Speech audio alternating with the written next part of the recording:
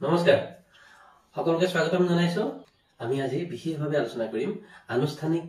আৰু অনানুষ্ঠানিক যোগাযোগৰ মাজৰ পাৰ্থক্যসমূহ differences between formal communication and non formal communication যোগাযোগ কলা কাকতখনৰ লগত জড়িত সকলো ছাত্ৰ ছাত্ৰীয়ে এই কথাখিনিৰ পৰা উপকৃত হ'ব 10টা পইণ্ট আলোচনা কৰিম তোমালোকে এই 10টা পইণ্ট যদি সিনসিয়াৰলি চোৱা আৰু লিখি পেলোৱা তেতিয়াহ'লে তোমালোকে 10 ভাগৰ 10 নম্বৰে লাভ কৰিব পাৰিবা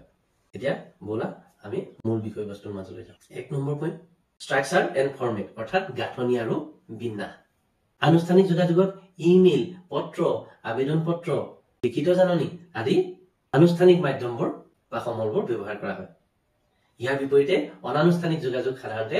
অধিক নমনীয় এনে যোগাযোগ আড্ডা সাধাৰণ কথোপকথন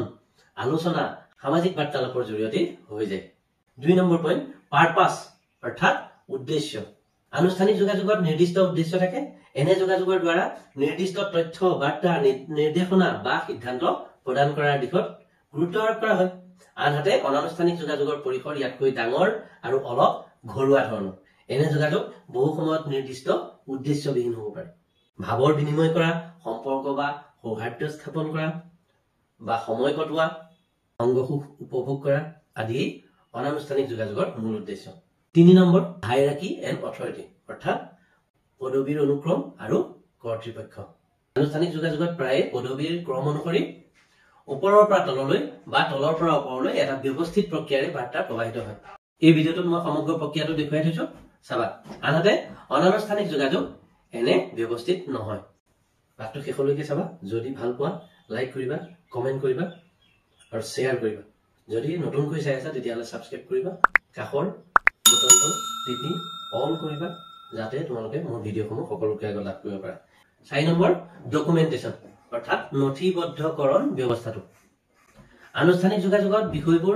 নথিভুক্ত কৰাৰ প্ৰৱণতা থাকে এনে যোগাযোগত বৰ্ণিত বিভিন্ন তথ্য নীতি সিদ্ধান্ত আদিবোৰ লিখিত ৰূপত স্থায়ীভাৱে সংৰক্ষণ হৈ পিছলৈ সেইবোৰ প্ৰামাণ্য তথ্য হৈ পৰে আনহাতে অনানুষ্ঠানিক যোগাযোগ সাধাৰণতে মৌখিক হয় ফলত লিপিবদ্ধ ৰূপ নাথাকে আৰু ব্যক্তিগত স্মৃতিৰ পৰ্যায়তে এইবোৰ থাকি যায় এইবোৰক প্ৰামাণ্য সাক্ষ্য কৰাৰ উপায় নাথাকে 5 নম্বৰ টোন এণ্ড ল্যাঙ্গুৱেজ অৰ্থাৎ কথাৰ ঠাঁচ আৰু ভাষা আনুষ্ঠানিক যোগাযোগৰ ভাষা শিষ্ট পেছাদাৰী সুসংগঠিত আৰু বিষয় উপস্থাপন শৈলীৰ একোটা নিৰ্দিষ্ট ঠাঁচ বা গঢ় থাকে কিন্তু অনানুষ্ঠানিক যোগাযোগত ব্যক্তি আৰু পৰিৱেশ সাপেক্ষে ভাষাৰ গঢ় আৰু কথাৰ সুৰ ভিন ভিন হয় তদুপৰি অভিব্যক্তি অনানুষ্ঠানিকভাৱে যোগাযোগৰ ভাষা তুলনামূলকভাৱে শিথিল আৰু ঘৰুৱা ধৰণৰ হয় 6 নম্বৰ ফিডবেক মানে মতামত বা প্ৰতিক্ৰিয়া আনুষ্ঠানিক যোগাযোগ প্ৰক্ৰিয়াত শ্ৰোতাই বা গ্ৰাহকে বা কৰ্মচাৰীয়ে লিখিত ফিডবেক দিয়াৰ বা প্ৰতিক্ৰিয়া প্ৰকাশ কৰাৰ ব্যৱস্থা থাকে আনহাতে অনানুষ্ঠানিক যোগাযোগত ফিডবেকৰ ভূমিকা শ্ৰোতাৰ গ্ৰাহকৰ মুখৰ অংগী ভংগী তাৎক্ষণিক মৌখিক সঁহাৰি আদিতে সীমাবদ্ধ 7 নম্বৰ টাইম সেনসিটিভিটি অৰ্থাৎ সময় সংক্ৰান্তীয় সজাগতা আনুষ্ঠানিক যোগাযোগত নিৰ্দিষ্ট সময়সীমা সময়ানুৱৰ্তিতাৰ ওপৰত গুৰুত্ব ৰখা হয় এই দিশত আনহাতে অনানুষ্ঠানিক যোগাযোগত যথেষ্ট শিথিলতা থাকে 8 নম্বৰ ফ্লেক্সিবিলিটি এণ্ড এডাপ্টেবিলিটি অৰ্থাৎ নমনীয়তা আৰু অভিযোজন ক্ষমতা মানে নতুন পৰিৱেশত নিজকে খাপ খুৱাই ল'ব পৰা যেটো ক্ষমতা আনুষ্ঠানিক যোগাযোগত নিৰ্দিষ্ট আৰ্হি আৰু গাঁথনি অনুসৰণ কৰি চলা হয় বা তাত সহজতে নতুন কথা তথ্য বা সিদ্ধান্ত উন্নতকৰণ আৰু সংযোগ বিয়োগৰ অৱকাশ নাথাকে আনহাতে অনানুষ্ঠানিক যোগাযোগ অধিক নমনীয় আৰু অভিযোজন ক্ষমতা সম্পন্ন হোৱাৰ বাবে ভাৱ বিনিময় অধিক স্বতঃস্ফূৰ্ত গতিশীল হয়